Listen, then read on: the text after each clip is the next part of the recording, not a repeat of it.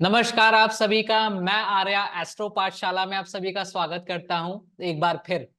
सबसे पहले हम स्वागत करते हैं विश्व विख्यात ज्योतिषाचार्य श्री गुरुदेव सुनील वशिष्ठ जी का। प्रणाम गुरु जी, आपका हार्दिक अभिनंदन, हार्दिक आभार। बहुत बहुत प्रणाम। और एस्ट्रो पाठशाला यूट्यूब चैनल देखने वाले सभी ज्योतिष के प्रेमियों को मेरा कोटि कोटि नमन।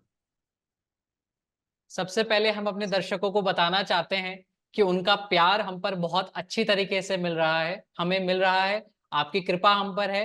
पहले तो गुरुजी, बहुत समय के बाद हम ऐसा टॉपिक लेकर आए हैं जिसमें लोगों को बहुत ज्यादा जानकारी चाहिए, क्योंकि ये टॉपिक ही ऐसा है जिसके बारे में शायद आज से पहले किसी ने भी डिटेलिंग नहीं करी है, किसी ने भी इस टॉपिक को उजागर नहीं करा है उस प्रकार से जिस प्रकार से शायद आज हम करने वाले हैं आपके माध्यम से।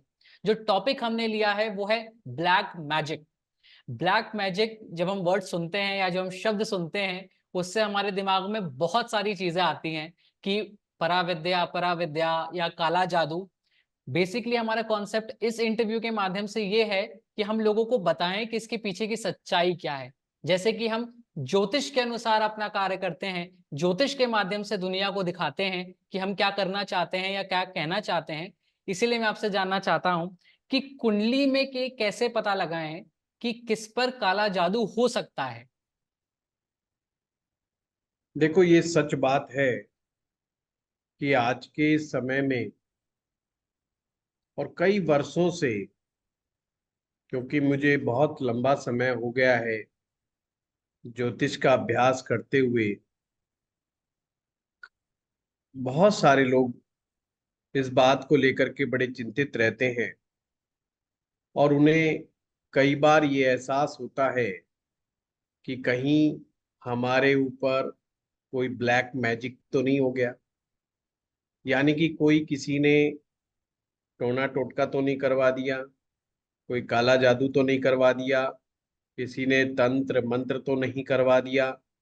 कभी कभी तो व्यक्ति को लगता है कि वो किसी भूत प्रेत की चपेट में आ गया, ऊपरी बाधाओं की चपेट में आ गया। तो आरे इसको हम ज्योतिष के आईने से समझने का प्रयास करते हैं। जी। एक बड़ा प्यारा सूत्र है कि कमजोर व्यक्ति के लिए तो देवता भी घातक सिद्ध हो जाते हैं।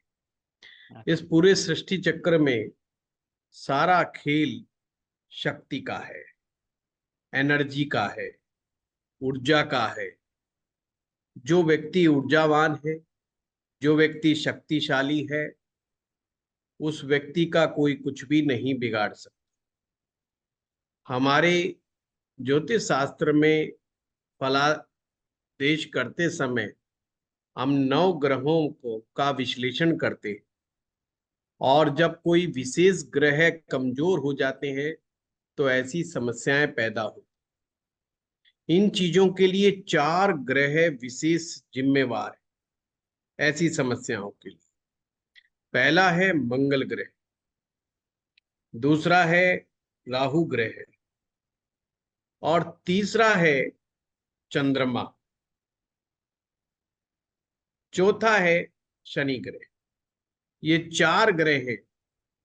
चार ग्रह में से विशेष करके जब मंगल ग्रह और चंद्र ग्रह दोनों एक साथ ही कमजोर स्थितियों में आ जाते, बलहीन हो जाते, या ये बहुत गलत पोजीशन पर बैठ जाते कुंडली के अंदर, जी।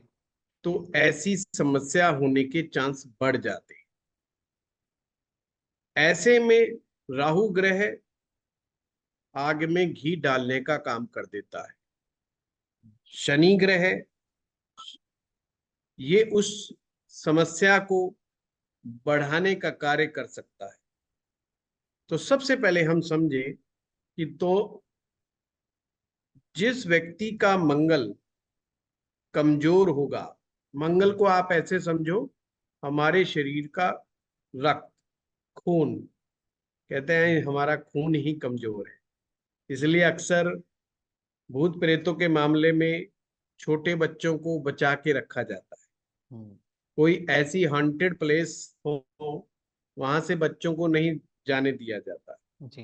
क्योंकि उनका खून, उनका रक्त कमजोर माना जाता है। इसी प्रकार से महिलाओं को भी ऐसी जगहों पे न जाने के लिए मना किया जाता हम्म, है। हमारे लाल किताब में कंसेप्ट है मंगल बद का, हम्म, यानी एक मंगल नेक होता है या मंगल बद होता है कुंडली में। बद में ना बुरा, मंगल बद एक कंसेप्ट है जिसमें मंगल एक ऐसी सिचुएशन में फंस जाता है जिसमें उसके दुष्परिणाम बहुत, बहुत सामने आने लग जाते हैं। अच्छा। मंगल बद वाला व्यक्ति को गुस्सा बहुत जल्दी आता है, हाइपर जल्दी हो जाता है, और साथ में उसके रिलेशनशिप के इश्यूज आने लग जाते हैं। अगर ऐसे में चंद्रमा भी साथ छोड़ जाए, क्योंकि मंगल को 3 ग्रह में से किसी एक ग्रह का साथ मिलना बहुत जरूरी है, या लाल किताब में मदद का कंसेप्ट है कि मंगल ग्रह को या तो चंद्रमा मदद पहुंचाए, या सूरज पहुंचाए, या गुरु पहुंचाए। अगर इन तीनों में से कोई भी ग्रह मंगल ग्रह को मदद नहीं पहुंचाता, हम्म, और ऐसे में मंगल बद भी हो साथ में, तो उनके साथ ऐसी समस्याएं अक्सर हो जाती। अगर उनके ऊपर कुछ छोटा मोटा भी टोना टोटका हो जाए, कोई ईर्ष्या बस कुछ कराने का प्रयास भी कर दे, तो उनको असर पड़ता। अगर अच्छा। हम और गहराई में जाएं तो समझते हैं कि इसकी वास्तविकता क्या है। इसकी वास्तविकता में जाएं तो आरे इनकी मानसिकता कमजोर हो जाती।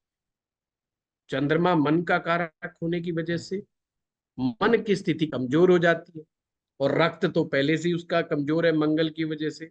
हम्म, तो ऐसे में कोई भी छोटे से छोटी नेगेटिव एनर्जी भी उन पर अपना प्रभाव जमा ले। ध्यान ये रखना, जिन लोगों का मंगल मजबूत होता है, चंद्र भी मजबूत होता है, और राहु की प्लेसमेंट अच्छी होती है, उन लोगों को चाहे शमशान भूमि में बिठा करके खाना खिला दो, चाहे वो शमशान भूमि में सो जाएं रात को, हम्म, उनके पास भूत नहीं आते। या आप ये कह सकते हो, भूत को मतलब है भय, एक भय, जी। उनमें भय इतना व्याप्त नहीं होता। शनि को भय करता कहा गया है। हम्म, शनि मजबूत हो तो हर तरह का कष्ट देख के, दुख देख करके, मृत्यु को देख करके उनके अंदर इतना भय व्याप्त नहीं होता है। कभी कभी लोग मानसिक रोग के भी शिकार हो जाते हैं। मानसिक रोग के लक्षण और ऊपरी बाधाओं के लक्षण में काफी हद तक समानता होती है, और ये समझना कि ये मानसिक रोग का लक्षण है या कोई ऊपरी बाधा का असर है, इसमें बड़ी मास्टरी की जरूरत होती है। अक्सर चंद्रमा खराब होता है जिनका, या खराब स्थितियों में होता है, या हम्म, शनि के साथ बैठा हो, राहु के साथ बैठा हो, सूर्य के साथ बैठा हुआ हो, नीच राशि के अंदर पाप ग्रहों के बीच में हो, हम्म, पाप कर्तरी में हो, हम्म, तो अक्सर मानसिक पीड़ाएं भी होती हैं। पर मानसिक व्याधियों के कारण भी उनको ऐसा एहसास होता है कि फलाने ने कुछ करवा दिया। राहु का काम है वहम पैदा कर, हम्म, उनको छाया से डर लगने लग जाता है। हम्म, राहु की खराब स्थिति इस चीज को और एग्रीवेट कर देती है, और बैठे बैठे उनके दिमाग में चलता है, अरे कहीं फला व्यक्ति तो मेरे ऊपर कुछ नहीं करवा रहा, अरे मेरी तो आज उससे झगड़ा हो गया था, उसने तो तंत्र मंत्र नहीं करवा दिया। हम्म, तो ये वहम की स्थितियां होती हैं, और इनका वहम को विदा करने के लिए इनको शनि ग्रह, राहु ग्रह, दो का एक साथ उपाय करना जरूरी होता है।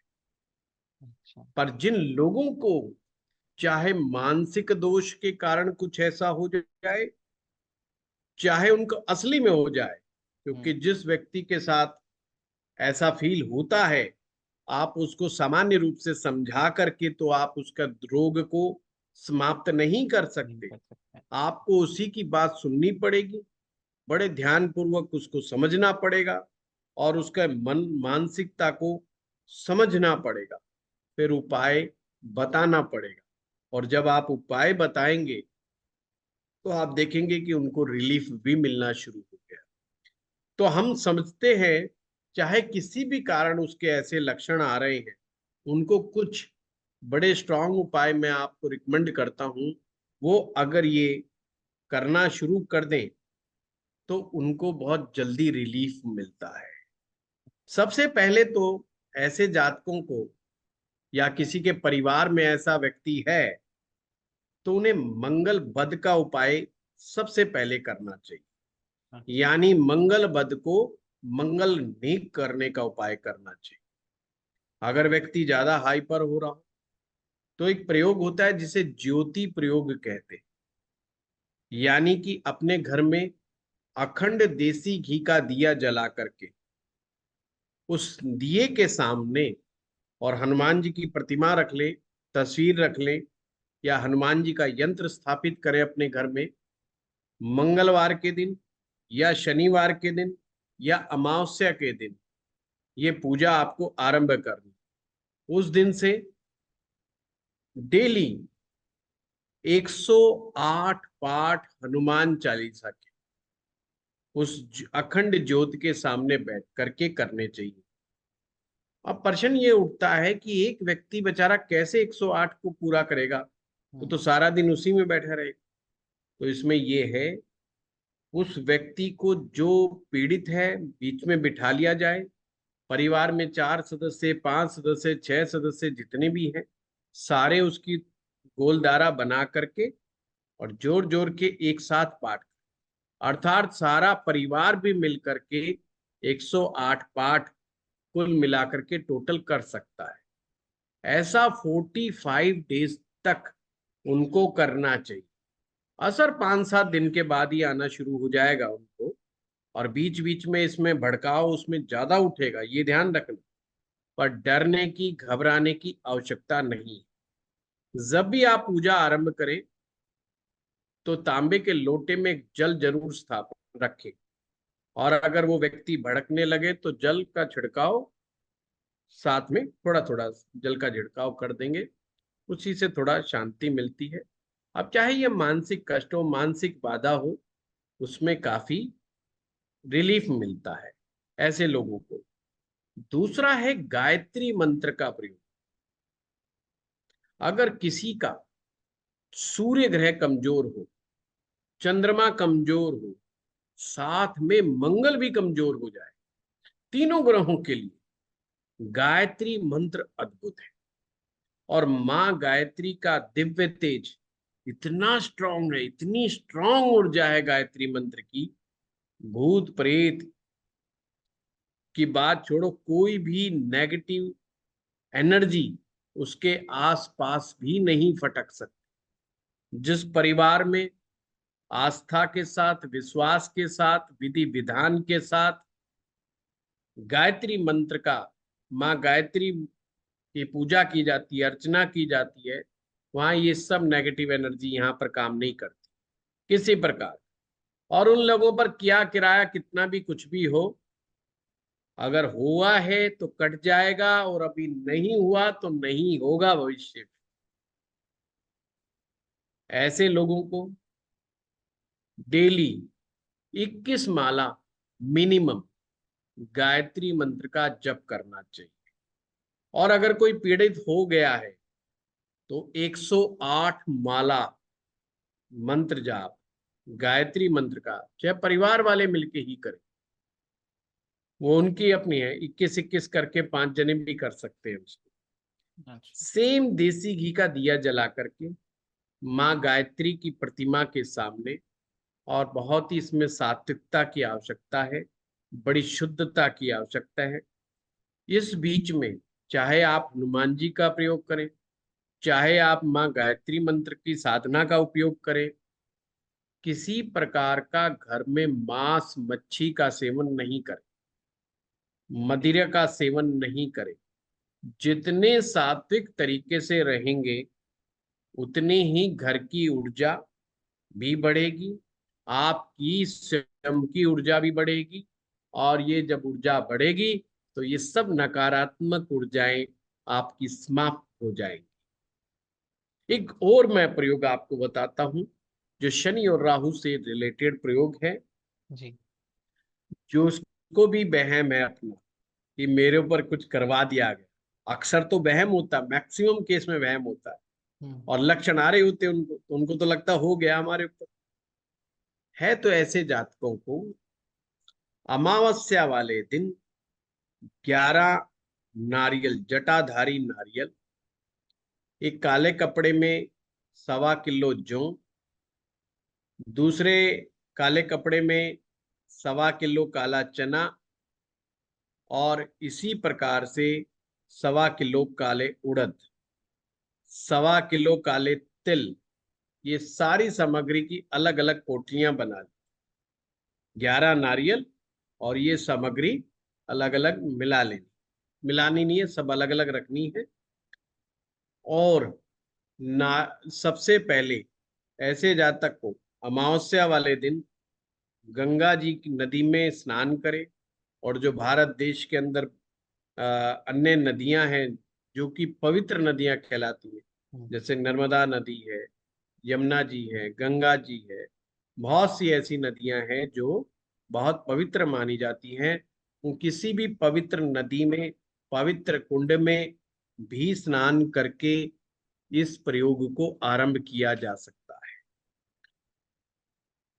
अगर जो नॉर्थ इंडिया में है और जिनके आसपास गंगा जी हैं, तो मैं कहूंगा, रिकमेंड करूंगा कि आप सब वहां पर जाकर के इस प्रयोग को करें और इस सारी सामग्री को अपने साथ ले जाएं। सर्वप्रथम स्नान करें और स्नान करने के बाद संकल्प लें। संकल्प में अपना नाम, अपना पिता का नाम, अपना स्वयं का गोत्र बोले, अपने इष्ट देवता से प्रार्थना करें कि जो आप ये प्रयोग करने जा रहे हो, इस प्रयोग में आपको सफलता हासिल हो। जो भी आपके जीवन में नकारात्मकता है वो समाप्त हो जाए। अपने गुरु का ध्यान करें। अगर किसी ने गुरु मंत्र लिया हुआ है, तो जिन लोगों को ने गुरु मंत्र लिया होता है और हम्म। जो गुरु मंत्र का की साधना करते हैं, उन हम्म। पर तो वैसे नकारात्मक ऊर्जाएं काम ही नहीं करती हैं।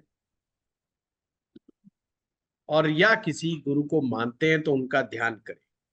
ध्यान करने के बाद आप माँ गंगा को प्रणाम करें और माँ गंगा से प्रार्थना करें कि हे माँ गंगा, जो मैं ये भेंट कर रहा हूं इसे स्वीकार करें, और मेरे दुख, मानसिक रोग, शारीरिक रोग, मेरी आर्थिक परेशानियां, मेरी चिंताएं सब अपने साथ दूर बहा करके ले जाए।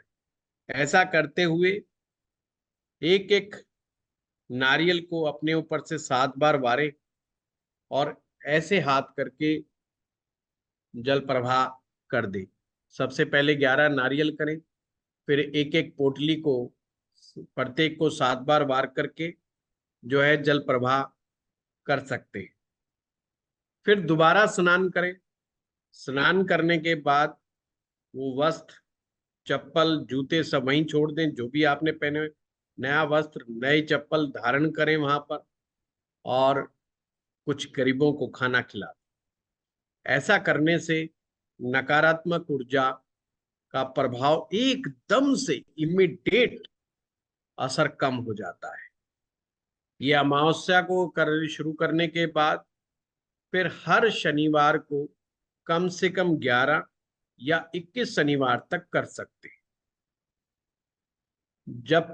और अगर कुछ परसेंट राहत की थोड़ी सी भी कमी रह जाए, तो उसको फिर हर महीने की अमावस्या पर ही प्रयोग करना शुरू कर।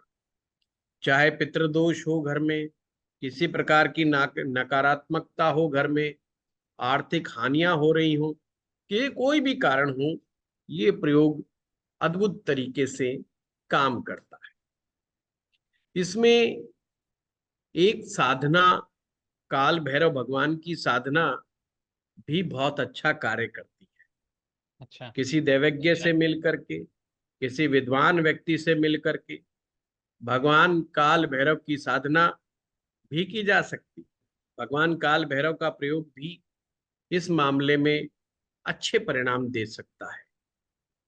और साथ में अपने मनोबल को ऊंचा रखने के लिए ऐसे लोगों को सकारात्मक वीडियो सुनने चाहिए, सकारात्मक पुस्तकें पढ़नी चाहिए, अच्छा म्यूजिक सुनना चाहिए, प्राणायाम जरूर करना चाहिए ऐसे लोगों को, क्योंकि प्राणायाम करने से चंद्रमा का बल बढ़ता है और चंद्रमा मानसिक अशांति से, मानसिक रोगों से मुक्ति दिलाने वाला है अगर वो बैलेंस हो जाए। प्राणायाम के माध्यम से चंद्रमा बैलेंस हो जाता है। अगर आसन करते हैं प्रॉपर, किसी अच्छे गुरु योगाचार्य के अंडर गाइडेंस में योग करा जाए, प्राणायाम किया जाए, अच्छे वातावरण में रहा जाए, तो निश्चित रूप से रोगी को बहुत जल्दी लाभ प्राप्त होता है और हमारी समस्याओं में काफी हद तक कमी आती। और इस चीज का चिंतन बार बार नहीं करना चाहिए कि हमारे ऊपर किसी ने कुछ करवा दिया। अक्सर ऐसे लोग उन्हीं का चिंतन करते रहते हैं, मेरा करवा दिया, ये कर दिया, वो कर दिया।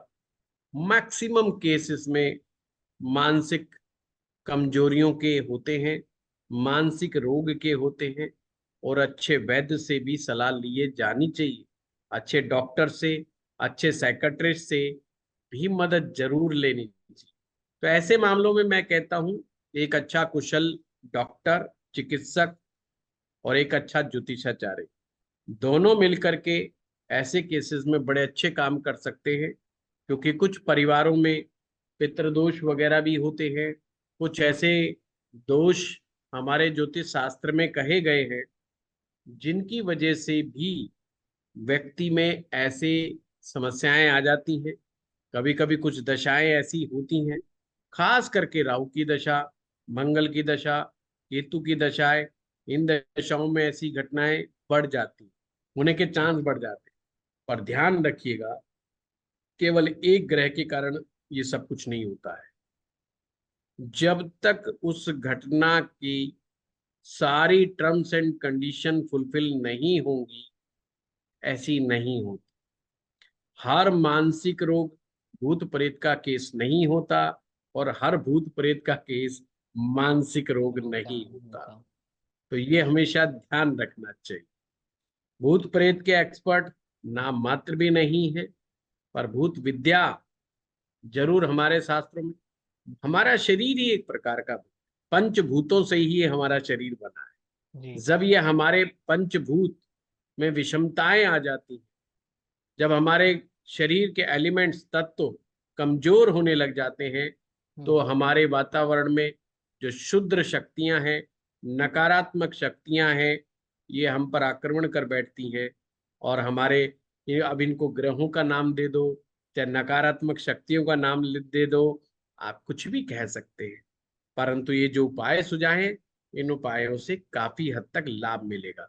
फिर भी कुशल ज्योतिषाचार्य से परामर्श लेना और एक अच्छे वैद्य से परामर्श लेना ज्यादा उचित रहे। धन्यवाद गुरुजी। वैसे गुरुजी, आपने पूरे इंटरव्यू के माध्यम से हमारे दर्शकों को इतनी नॉलेज दी है, क्योंकि आज से पहले मुझे नहीं लगता हमारे प्लेटफॉर्म के अलावा कहीं पर भी इस प्रकार से लोगों को समझाया गया होगा। ज्योतिष के नजरिए से तो बिल्कुल भी नहीं, क्योंकि ये 9 ग्रह हैं जो शायद हमारी जिंदगी को चलाते हैं, सही गलत, यहाँ तक कि हमारी सोच भी वही डिजाइन करते हैं। हम क्या सोचते हैं, क्या करेंगे, सब हमारे ग्रह ही डिसाइड करते हैं। और अगर 9 ग्रह ही खराब हैं तो डेफिनेटली हम कुछ गलत सोचेंगे, गलत चीजों में पड़ेंगे, नेगेटिविटी अट्रैक्ट करेंगे, रेजिस्टेंस पावर बॉडी की कमजोर हो जाएगी।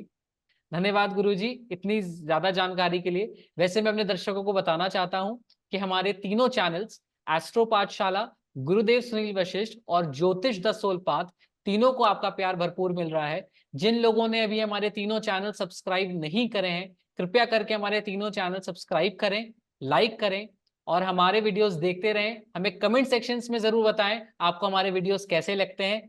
थैंक यू गुरुजी अपने बहुमूल्य समय देने के लिए हमारे दर्शकों को। धन्यवाद गुरुजी, थैंक यू। हार्दिक आभार।